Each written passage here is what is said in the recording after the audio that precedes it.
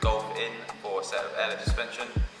Probably using the most famous suspension that there is, airlift performance. I'm going to be using their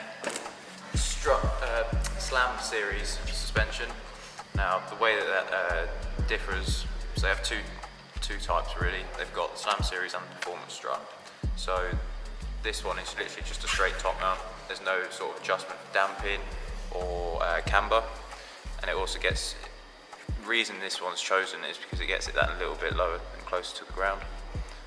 So we're going to be pairing it with their 3P management, a 444 compressor, and I believe this is an 8 gallon tank. You'll correct me in the editing if I'm wrong, but it's either an 8 or a 12. So I think we should drop this to the ground.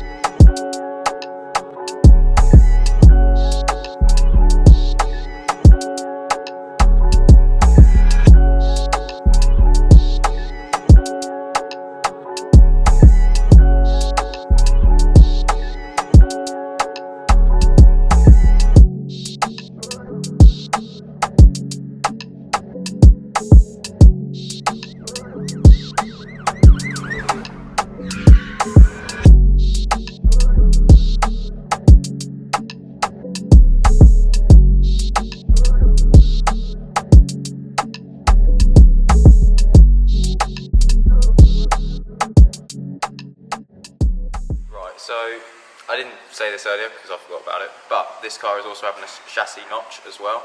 Now what that is, it's basically, if we zoom in, we'll get some angles in here.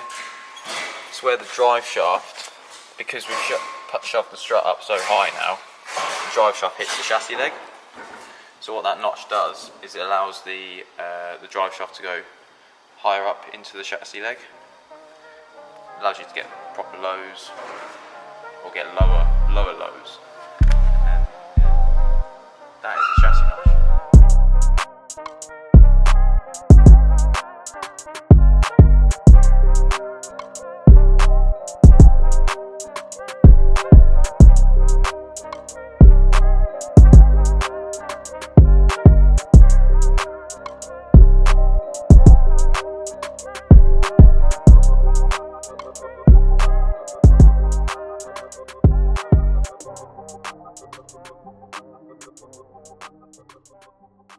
If anyone's a little bit confused as to what a chassis notch is, it's pretty much that.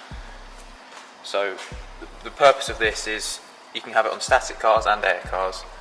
The purpose is so when you air out, it allows this drive shaft, because it's thicker than the other side, to go up into the chassis, and instead of it sort of as you air out, sort of airing out wonky, it'll air out level. So it's mainly for a look thing. For show cars, if you call them that anymore, it's just back on the wheels really, isn't it? So yeah, if we come around to the other side, it says non-notched chassis. So there's no hole there whatsoever? No hole, no. But if you do a notch at home on your own, make sure it is sealed, make sure you paint it, make sure it's waterproof, because it will rust, and then it will rust your chassis, and then it's a write-off, and then you're in big trouble, big trouble.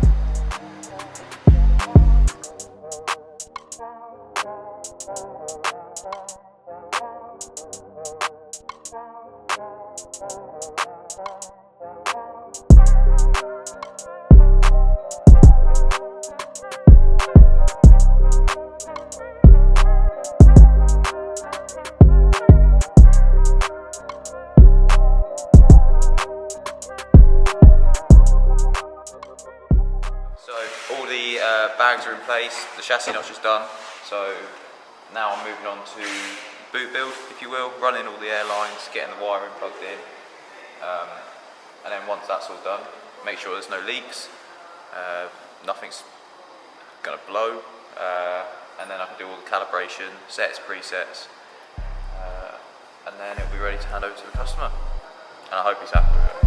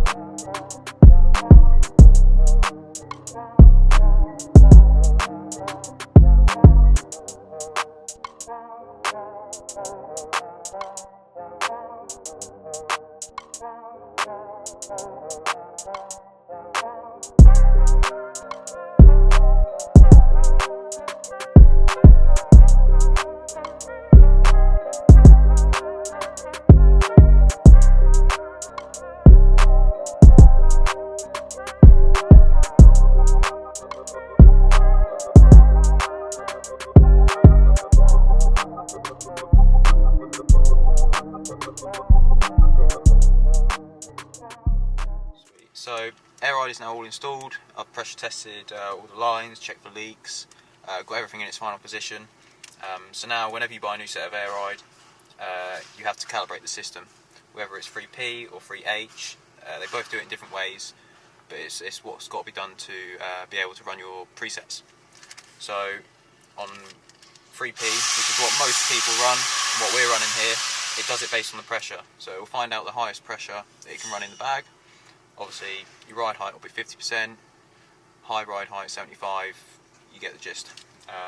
So that's what we're going to do now.